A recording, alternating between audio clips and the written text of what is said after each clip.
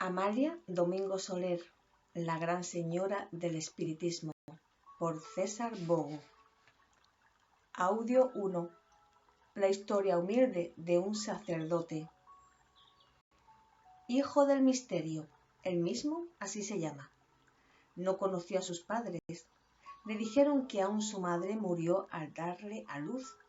Creció en una comunidad religiosa. Su primera noción de existencia transcurrió entre una pareja de perros Terranova, Zoa, la perra, sobre cuyo cuerpo dormía la criatura sus siestas en el huerto del templo, y León, el fuerte animal con el cual realizaba sus primeras correrías y juegos. Unos encapuchados negros, sombras humanas que vivían a su alrededor, si bien no tuvieron con él palabras ásperas, ni le suministraron castigos corporales, tampoco sabían articular la palabra cálida, amorosa, que hace el deleite del alma infantil. No hubo una mujer que llenase el vacío de amor que en aquel corazón tierno se abría como una herida sangrienta. «Serás ministro de Dios», le habían dicho los encapuchados cierto día, «y huirás de la mujer, porque de ella se vale Satanás para conseguir la perdición del hombre». Y hombre hecho, sagrado sacerdote, y gobernado por los convencionalismos asimilados en el ámbito en que transcurrió su educación, huyó de la mujer, creyendo así ser agradecido al Dios que sus preceptores invocaban. En cierta ocasión, cumpliendo con sus obligaciones sacerdotales, se dio cuenta de que su fuga no pasaba de una transgresión a las leyes naturales que reclaman imperativamente la sana unión de los dos sexos. Fue confinado en una pequeña capilla perdida en una aldeíta lejana, pues cuando comenzó a leer con avidez la experiencia que trascendió de las obras de los grandes sabios, se dio cuenta de que el sacerdocio iba al encuentro de una misión especial del hombre. Todavía humildemente cayó su protesta ardiente en las profundidades del alma. No más hizo oírse su voz a favor de la justicia. Comprendió que eso le ocasionaba enemistades crueles que herían su dulce sensibilidad. Aceptó la misión con humildad, procurando huir a todos los compromisos que le diesen mayor realce en la tarea que le fue confiada. Todavía la fama de su nobleza, de la pureza de su alma, que irradiaban más allá de su ser material, hizo de él el confesor más buscado en muchas leguas alrededor de su aldea. De ciudades importantes, personajes de la nobleza y destacada posición social venían a su encuentro en lujosas carrozas cercados de lacayos y sirvientes, en caravanas magníficas, a fin de recibir bendiciones y solicitar confesiones, reclamando los servicios del clérigo simple, que sólo deseaba por compañía, además de los niños que lo rodeaban, proporcionándole un cariño que él correspondía, su fiel sultán, hijo de Zoa y León, que le dieran pequeñito, una herencia cogida en un nacimiento de trapos. Gozaba de la mayor felicidad cuando, uniéndose al alborozado grupo de niños que corrían al templo, huía para el campo abierto, inflando los pulmones con los beneficios de la naturaleza. Saltaba y brincaba con los diablillos que tenían como fiel guarda al atento sultán. Se sentaba a la sombra de un viejo olivo y allí, obligado por los insistentes pedidos de los niños, les contaba ingenuos y bellos cuentos, los cuales aquellas mentes vírgenes escuchaban con atención y deleite. Cierto día, contaba el padre con 35 años de edad, oyó la cándida confesión de una jovencita, integrante de un grupo de educadoras de un colegio de niñas hijas de la nobleza, que se dirigían a la capilla para oír sus consejos espirituales. ¿Amar es un mal, padre? Amar es bueno. pero es preciso tener mucho cuidado. Debemos amar a Dios, a nuestros padres, al prójimo, pero en el mundo el amor puede engendrar pasiones. Y esto lo decía el cura con un peso en el corazón. Eres muy joven y no sabes aún en qué situación amar es un delito. Yo amo a Dios, replicó firme y sentenció la muchachita. Amo a mis padres y a mis hermanos, pero amo a un hombre también. Y el hombre amado tan intensamente por la joven, después que todos partieron, permaneció llorando de angustia largo tiempo en la pequeña capilla. Lloraba porque el amor también a él lo llamó, cándida y solemnemente, de manera tierna y pura, en una voz que venía de las más altas cumbres de la sublimidad. Entretanto no podía abandonar el camino en el cual los hombres encapuchados lo habían puesto. No estaba en condiciones de aceptar el glorioso convite que el amor del mundo le ofrecía. Cerró su corazón usando las 7 llaves del desconsuelo. Una jovencita pálida, de negros cabellos encaracolados, se hizo un nuevo tipo de Satanás atormentador. No era el lúgubre personaje que le describieron los mentores, y sí Eros, el dios rosado y florido, cantando todas las virtudes celestiales. 8 años duró el suplicio del pobre cura.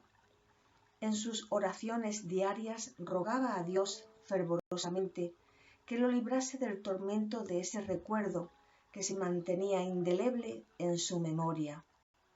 Aunque como sacerdote adquiriese día a día, por sus impecables actitudes, fama de santidad, después de encerrado en su alcoba luchaba contra la pasión que le atenazaba el alma al punto de faltarle la respiración. Hasta que un día llega a la aldea un caballero bien vestido, preguntando por él. Venid, señor, mi esposa agoniza y solo le acepta a usted como confesor, le dice el hombre en un tono de voz que tanto tenía de súplica como de exigencia. Mírame, ¿no me reconoce? Fueron las palabras con que lo recibió la dama, que yacía en el lecho y en cuyo pálido rostro se marcaba el tono rojo de una fiebre mortal. Aunque fuese algo difícil reconocerla, el corazón del padre, que se descontrolaba en su pecho, como deseando saltar para fuera, rompiéndolo, ya le revelara de quién se trataba. Era la jovencita de cabellos encaracolados que reencontraba en el límite del más allá, probando que el amor que un día confesó al sacerdote aún ardía vivo en su corazón, presto a silenciar, deseaba tener a su lado en ese instante supremo aquel a quien tanto amara. Él permaneció a solas con la dama agonizante en la alcoba de la regia habitación. Hace 8 años te confesé que te amaba. Dicen que voy a morir y quise decirte que por encima de todos los seres de la tierra te amé únicamente a ti. Qué extraño destino enlazara a aquellos 2 almas. Ella, la dama opulenta, cercada de lujo y de todos los bienes que la riqueza puede conceder. Él, un humilde, un solitario sacerdote exiliado para un rincón perdido en los mapas, donde apenas brillaba y reinaba después de la puesta del sol su absoluta pobreza. El misterio del destino de las almas, con sus dramas establecidos en divinos argumentos, ¿quién podrá traspasar? La joven duquesa moría 2 días después, ordenando en sus últimos instantes: deseo que me entierren en el cementerio de la aldea. Muerta, quiero estar a tu lado, una vez que no pude estar en vida. Con este pedido dejó que se escapase el último suspiro. La fiebre epidémica hizo víctimas igualmente en la aldea.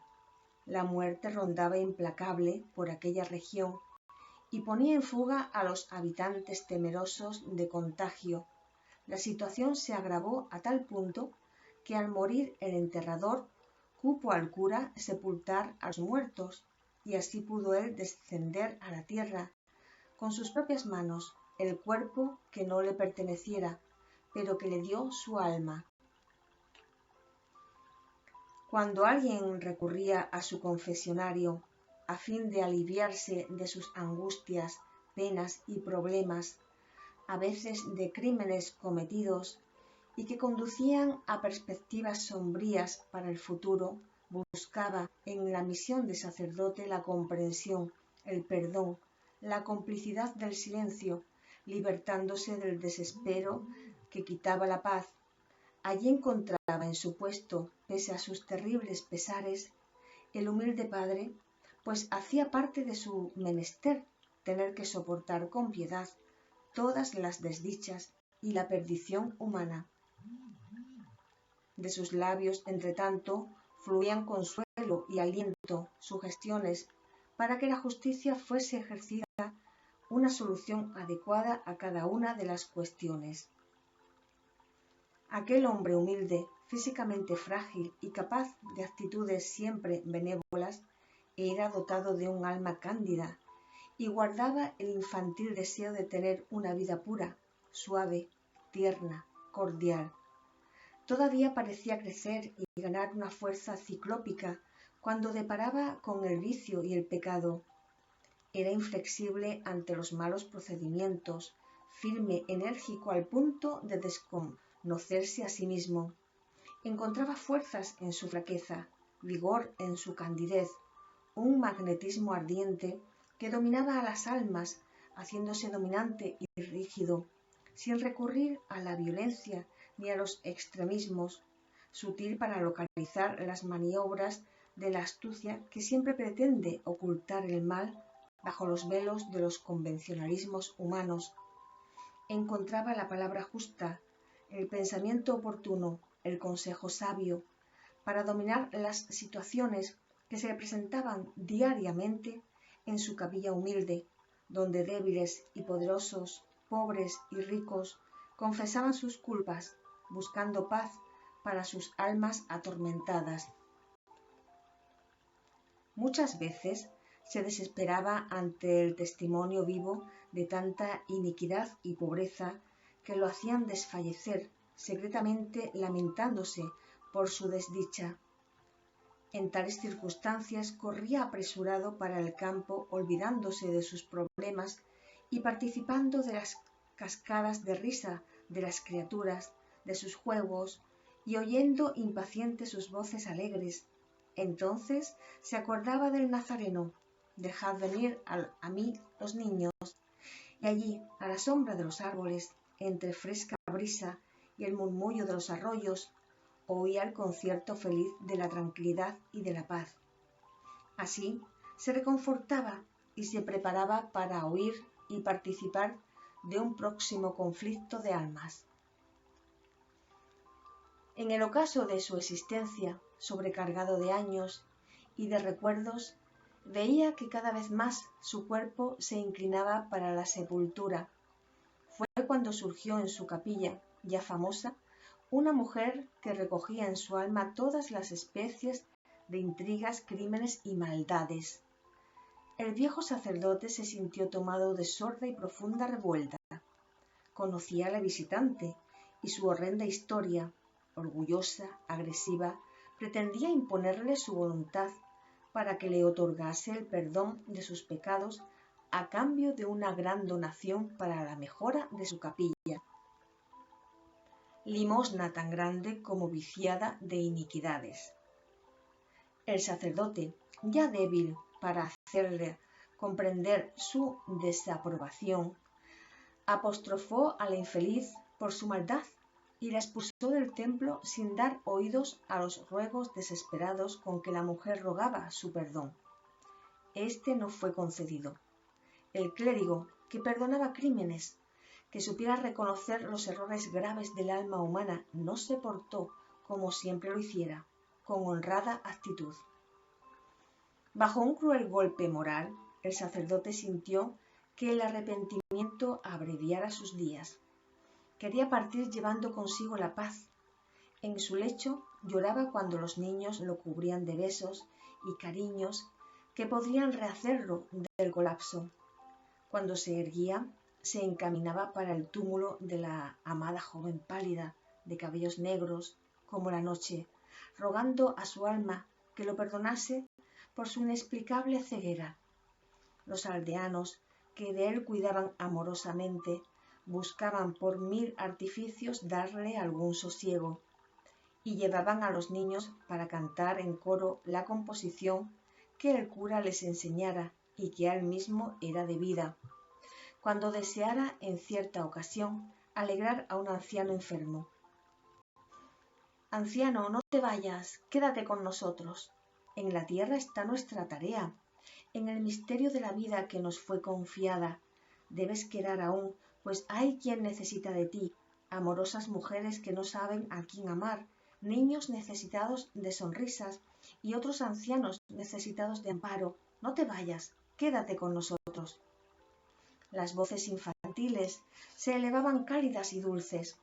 El viejo padre sonreía tristemente y su corazón se bañaba entregado al inefable placer de aquella espontánea prueba de estima. En una pálida tarde de otoño entregó él su alma al Creador.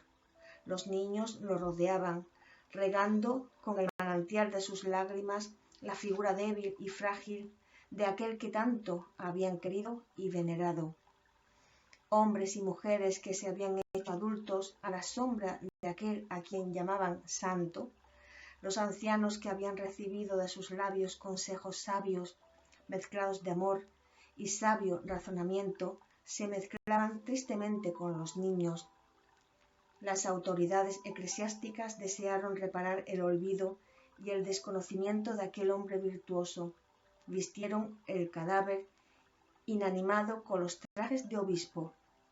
En cuanto el cuerpo descendía al sepulcro, un pájaro trinaba en una rama. Las voces misteriosas del viento en las frondosidades de los árboles parecían hacerle coro.